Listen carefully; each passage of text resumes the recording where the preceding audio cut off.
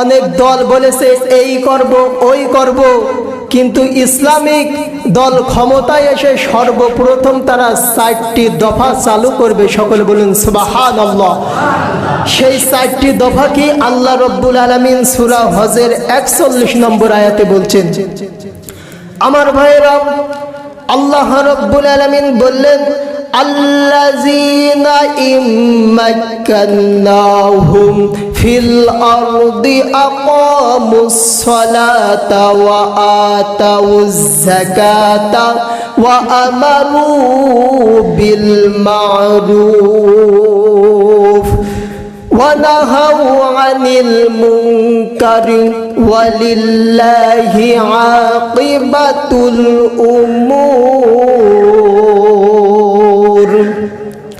আমার ভাইয়েরা, আল্লাহ রাব্বুল আলামিন বললেন, এই সমস্ত ব্যক্তিদেরকে যদি আমি এই বাংলার জমিনে রাজত্ব দান করি, তাহলে সর্বপ্রথম ক্ষমতায় এসে তারা 4 দফা চালু করবে। 1 নম্বর হলো আকামুস সালাত, তারা নামাজ কায়েম করবে। সকলে বলুন সুবহানাল্লাহ। এই হলো মুসলমান দলের 1 নম্বর দফা, 1 নম্বর কর্মসূচি। আমার ভাইরা, ইতিপূর্বে যত মুসলিম রাষ্ট্রনায়ক আমরা দেখেছি, সংসদে নামাজের আইন বুঝি খুব 100 চালু করেছিল নাকি? চালু করে নাই। তাহলে এরা নামে মুসলমান কিন্তু কামে মুসলমান, মুসলমানদের রাষ্ট্রনায়ক নেতা হতে পারে নাই। কথা বলেন ঠিক কিনা? আমার ভাইরা, এই মুসলিম রাষ্ট্রনায়ক যখন ক্ষমতায় যাবে, সংসদে নামাজ কায়েম করবে, চালু করবে। যেই মুসলমান নামাজ পড়বে না তার জরিমানা করবে, এমনকি তার প্রহার করার আইনও চালু করতে পারে। এই হলো মুসলিম রাষ্ট্রনায়কের 1 নম্বর দফা। দ্বিতীয় দফা হলো ওয়া আতাউজ যাকাত। যখন মুসলিম রাষ্ট্রনায়ক হবে, এই জাতির শ্রেষ্ঠ দল যারা হবে তারা হলো ওয়া আতাউজ যাকাত। দ্বিতীয়ত হলো যাকাত কায়েম করবে, যাকাত নিবে, তারা নিজেরাও যাকাত দিবে।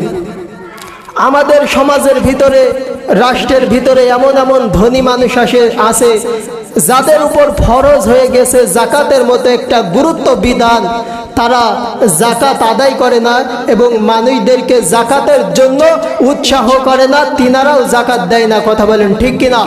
যখন মুসলমান রাষ্ট্রনায়ক চলে আসবে, প্রকৃতভাবে মুসলিম শাসক যিনি হবে, তিনি প্রত্যেকটা ব্যক্তির কাছ থেকে এই যাকাত আদায় করবেন। 3 নম্বর দফা হলো তারা সৎ কাজের আদেশ দিবে, মানুষদেরকে ভালো ভালো কাজের জন্য উৎসর্গ করবে। এবং 4 নম্বর দফা হলো তারা যেখানে অন্যায় দেখবে তারা লাঠি দ্বারা প্রহার করবে। যেখানে অন্যায় দেখবে সেখানে যদি লাঠি চার্জের দরকার না হয়, তাহলে সুন্দর সুন্দর সাবলীল ভাষায় তারা বুঝিয়ে দিবে। এভাবে তারা অসৎ কাজে বাধা প্রদান করবে। কথা বলেন ঠিক কিনা? এই হলো মুসলমান সফল রাষ্ট্রনায়কের এই 4টি দফা। আমার ভাইরা, আমরা যদি হযরতে ওমরের মতো রাষ্ট্রনায়ক আমরা পেতে চাই, তাহলে কুরআন ও সুন্নাহ প্রেমিকদের দলে থাকতে হবে। যারা কুরআন বোঝে, সুন্নাহ বোঝে, ইসলামিক দল। ইন্নাল উলামা ওয়ারাসাতুল আম্বিয়া, আল্লাহর নবীর ওয়ারিস যারা, ওই সমস্ত মানুষদের আমরা অনুসরণ করব। কথা বলেন ঠিক কিনা?